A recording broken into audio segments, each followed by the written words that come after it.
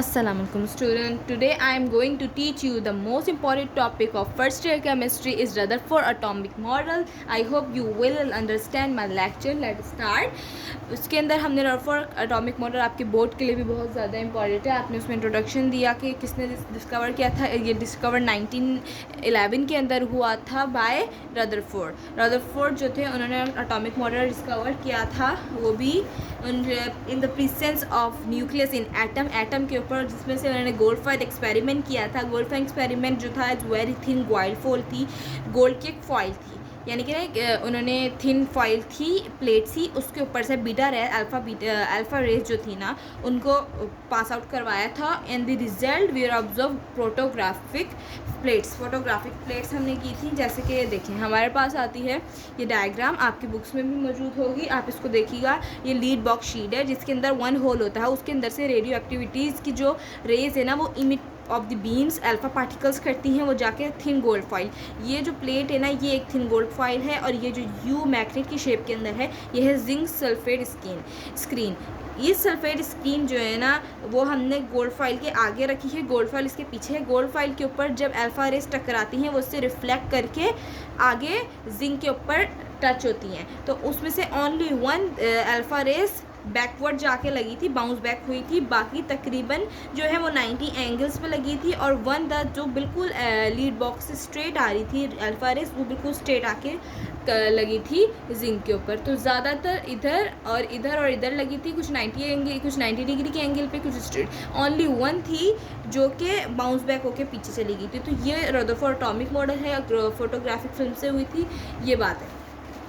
उसके अंदर फिर ऑब्जर्व क्या हुआ, ऑब्जर्वेशन थी most of the alpha particle pass through the metal foil without any deflection. जो मैंने आपको अभी बताया गोल्ड फॉइल के ऊपर से चली गई थी. ये गोल्ड फाइल है, इसमें से बिल्कुल सीधा चली गई थी, कहीं भी डिफ्लेक्ट नहीं हुई. ओनली वन डिफ्लेक्ट बैक, ना इधर है ना इधर है ना इधर, बिल्कुल ये सीधा आके टच हो रही है. डिफ्लेक्ट कहीं भी नहीं हुई, ना टूटी और ना ही इधर उधर फैली.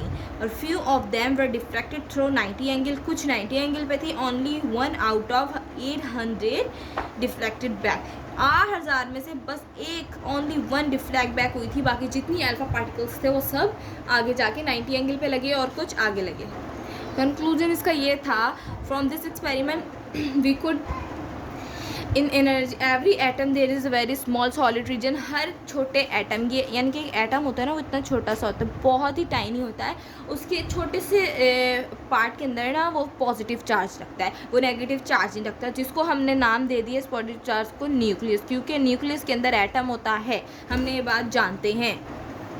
तो न्यूक्लियस के एटम के अंदर न्यूक्लियस होता है, उसको हमने नाम दे दिया पॉजिटिव चार्ज को न्यूक्लियस. और न्यूक्लियस और एक्स्ट्रा न्यूक्लियस में फ़र्क क्या होता है. Nucleus it is positive charge, क्योंकि न्यूक्लियस में हमेशा पॉजिटिव चार्ज देता है. एक्स्ट्रा न्यूक्लियस जो खाली है वो खाली होता है, उसमें चार्ज नहीं होता. एटम है ना, ये देखें एक एटम उस न्यूक्लियस के अंदर एटम है.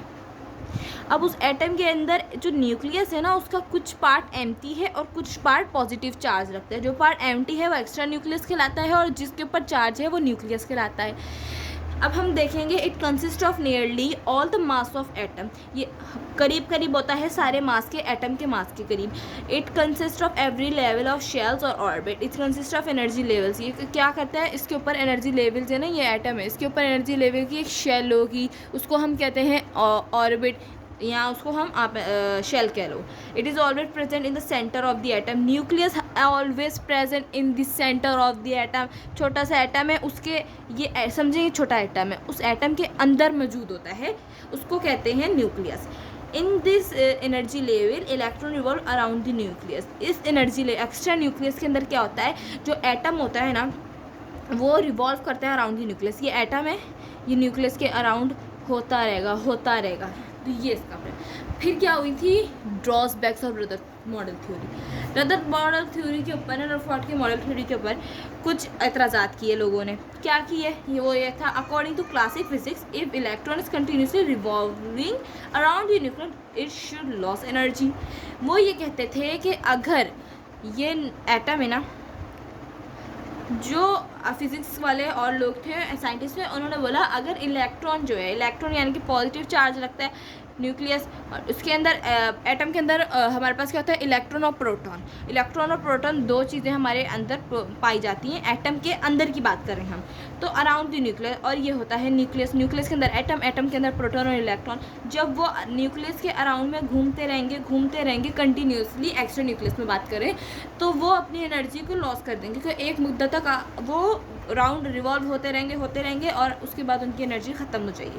फिर वो कहते हैं if moving electron radiate energy continuously, अगर मूव होता हुआ इलेक्ट्रॉन रेडिकेट करता है energy continuously, we should get continuous spectrum, तो वो कंटिन्यूस स्पेक्ट्रम में कहलाता है, जो कि जैसे कि एग्जाम्पल ऑफ रेज आती हैं और प्रिज्म से टकरा के जब वो निकलती हैं तो वो रेनबो रेज हो जाती हैं।